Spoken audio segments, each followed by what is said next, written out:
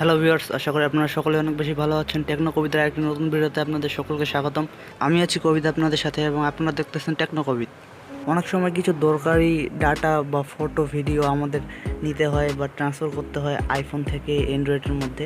কিন্তু সমস্যার ব্যাপার হলো, আমরা যেমন অ্যান্ড্রয়েড ফোনগুলোতে একটি থেকে আরেকটিতে ডাটা ট্রান্সফার করার জন্য শেয়ার্ড অ্যাপটি ইউজ করে থাকি, কিন্তু আইফোনের ক্ষেত্রে শেয়ার্ড শুধু iOS টু iOS-ই ডাটা ট্রান্সফার করা সম্ভব।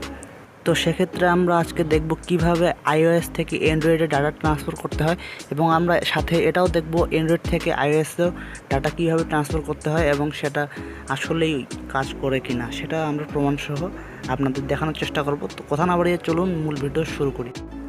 প্রথমে আমাদের দুটি ফোনেই যে কোনো একটি ব্রাউজার ওপেন করে নিতে হবে এবং সেখানে গিয়ে সার্চ করতে হবে স্ন্যাপড্রপ।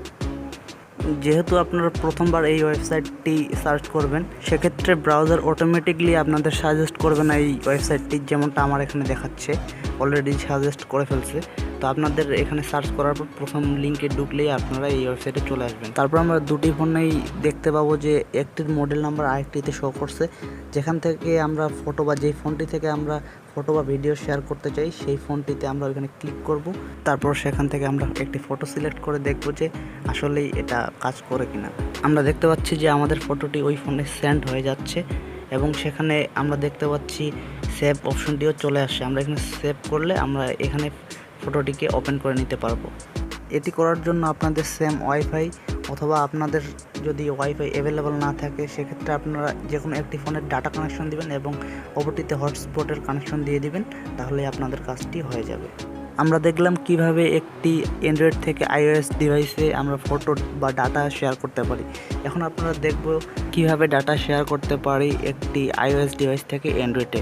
এজন্য আমরা আবার চলে যাব স্ন্যাপড্রপে এবং সেখান থেকে এবার আমরা iOS ডিভাইসটিতে আমাদের মডেল নাম্বারটি দেখতে পাচ্ছি, সেখানে ক্লিক করব এবং সেখান থেকে একটি ফাইল সিলেক্ট করে সেন্ড করব আমাদের অ্যান্ড্রয়েড ডিভাইসটিতে। তো আগের মতো এখানে আমাদের সেন্ড হয়ে যাওয়ার পর সেভ অপশনটি চলে আসবে এবং সেখানে ডাউনলোডের অপশনটিও চলে আসবে। তো অ্যান্ড্রয়েডে সেভ করার পর আমরা এখানে একটি ইস্যু পেয়েছিলাম, যেমন এখানে আমাদের ফটোটি সেন্ড হওয়ার পরেও এবং সেভ করার পরেও ওপেন হচ্ছিল না। এর জন্য আমরা গ্যালারিতে যেতে পারি এবং গ্যালারিতে গেলেই আমরা সেখানে আমরা ডাউনলোড অপশনে আমাদের ফটো বা ভিডিও বা আমাদের শেয়ারকৃত ফাইলটি আমরা এখানে পেয়ে যাব। এখন অনেকেই ভাবছেন যে আমাদের তো অনেক বড় বড় ফাইল থাকতে পারে বা আমাদের ভিডিও কন্টেন্ট থাকতে পারে, সেটা শেয়ার করার পর কি অপর দিকে বা যেই ফোনটিতে সেন্ড হয়ে গেল সেখানে আমরা কি ভিডিওটি ডাউনলোড করে নিতে হবে বা আমাদের এমবি খরচ করতে হবে?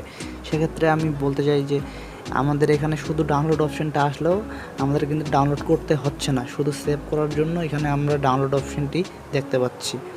সেক্ষেত্রে আপনাদের কোনো প্রকার এমবি বা ডাটা খরচ হবে না। তো এই ছিল আজকের এই ভিডিও। যদি আপনাদের ভিডিওটি একটু হেল্পফুল হয়ে থাকে তাহলে অবশ্যই একটি লাইক করবেন এবং কমেন্ট করবেন আপনাদের মূল্যবান মতামত, আপনাদের ক্ষেত্রে এটি কতটা কাজের ছিল, এবং সাবস্ক্রাইব করে পাশে থাকবেন।